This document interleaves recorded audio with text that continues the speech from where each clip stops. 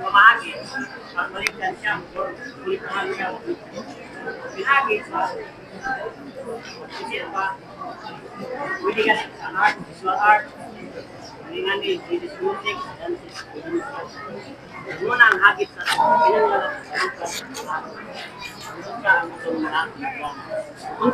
para madugyan natin ang importante ang music sa kandig ang kinabuhi sa ato ang mga lumad.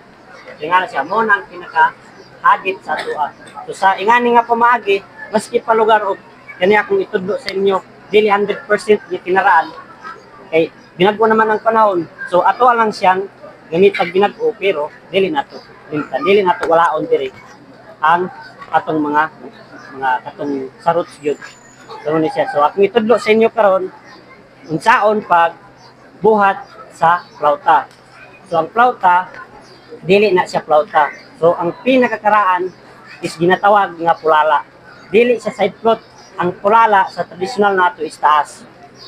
Straight siya. Taas siya, straight. So ang pitudlo karon kay murag moderno naman kita. So isabay lang po nato ang side float na karon. So daghan klase ang pulala. Tumpoy, ulagtog, pulala. So sa ko nga nabalaan mo mao ra gid sad na tulo sa kadaghan. Pero at least nga naa ko'y natun-an. Dili gid mawala ang katong sa traditional konektado gihapon. Bahala og nanat sa binagko nga panahon. So mo ni siya. So ang atong materyales sa kinaraan kabilya, kutsilyo, sa pana. So high-tech na po ng panahon. So napod tayo gamit. High-tech naman ang panahon, di ba? So basic na lang kay magbangag karon. So kung gusto gid mo nga makakatpon gid og kanang mahimo na lugar ninyo nga part sa inyong panginabuhi, pwede gyapon nga mag full time mo sa inyong mag-trade sa flauta. So andam gyapon ko magtudlo pinaagi sa personal or sa messenger ano siya.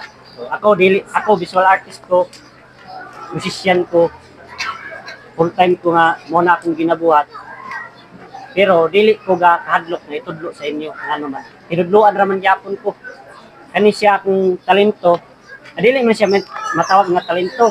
Ay murag mabaw ra kay siya kung tawagon na talent, regalo, gift sa magbabaya. So mo ni siya nga ako dili ko magkadlok dito sa inyo. Kay para ang ako mga natun-an pwede na ako mahatag sa inyo. Ano siya so ato materialis karon atay mo na gitawag na Japanese bamboo. Gitawag na mo ni Japanese bamboo. Ang problema lang kay dito man itubo sa mua kasungko. Di kalandig bambo na bay kay dito man itubo. So na siya Japanese bambo. Wa may Japanese dre tulugan bambo na niya kay pila na katuig yung itubo dre. So na siya natay kabilya nga init. Natay Dremel for backup lang. Eh siyempre.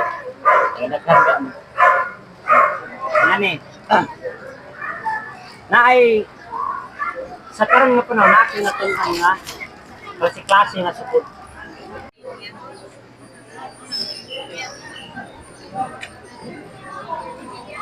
Tumpoy. So dili tani buhaton kay isod man kay ni kitado kini sa tanan. Ay mabangag ka dire, sukan pa nimo para magingog siya. Pareha ng piso bitaw man man piso. Ayan. Ipakita na lang ko example siya. Bibisik siya. Ay nga nga material pwede mahimong ihani. Mga gusto mag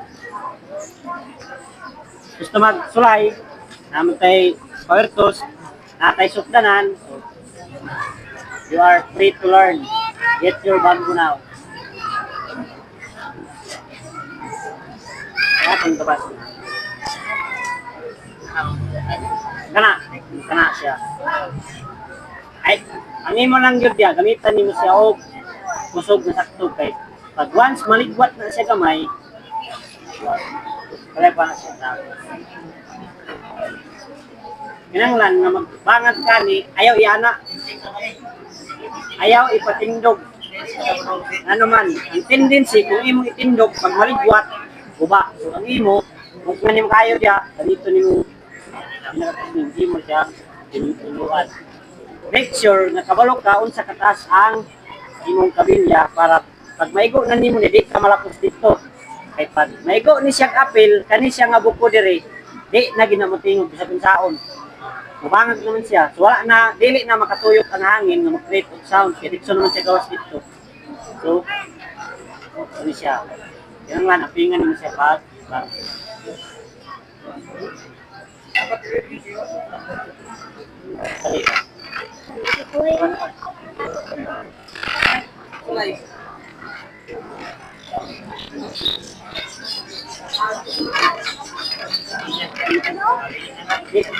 Nasa na. Pwede naman ta mag-cutting pag ano. Kani nga sukod, doon yung tawag nga pentatonic. Pentatonic siya. So, lahat ni siya o style sa sukod. Nakita ninyo ang kalahian. Nakita niyo ang kalahian. Rawang distansya sa dapuyan. Pentatonic, pinulala. So, otro, pentatonic scale, pinulala. So, tanawan ninyo ang diferensya. Diba? Kani, traditional nga sukod, pero modern style side flute. Kani, modern, total modern side flute, pentatonic scale. Ano siya? So, laikod ang tunog sa pentatonic sa pinulala. So, kani, laikod ng tunog ani.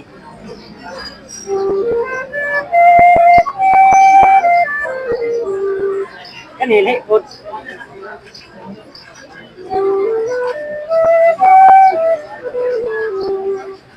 Pareha lang ang iyang main note kay pareha man sila kataas. Ang pinaka-main niya nga tunog, pareha man sila kataas, pareha, pero ang sadapuyan ang diferensya. Araw sa sadapuyan. Kani, yapad na lang dito. So, isa sa technique nga tunan, kung sa ako kay mas production man ko flauta, dili na ko gagamit ang dahon. Ako diretso na nako nga perpiko ng isa ka sukod sa flute, magkating nin kung pareha kataas, magbangan kung pareha ka sa mouthpiece, itapad nako para madali. Pag tapad nako, zero nga tapad, marking, bangat, hinihinay dahil ko adjust sa dapuyan. Kailangan ko ito, para siya.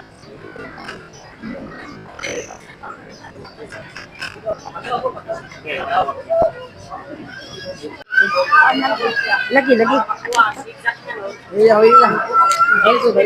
Balik na, Gil. Automatic nagkasukod. Dili pwede. Ang tendency, mayabag yapon.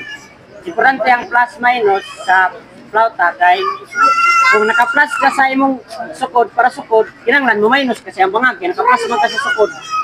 Kung nag-minus po ka sa yahang sukod, plus ka sa bangag, pero ani mo siya. Aron mahit ang sakso nga nota. Ano na yung pinaka-importante sa gapon niya. Kinala siya. Sige. Gap sa rin na. Ikan dia. Tuyok na. Ikan dia. Tupo nga siya. Kani. Sige.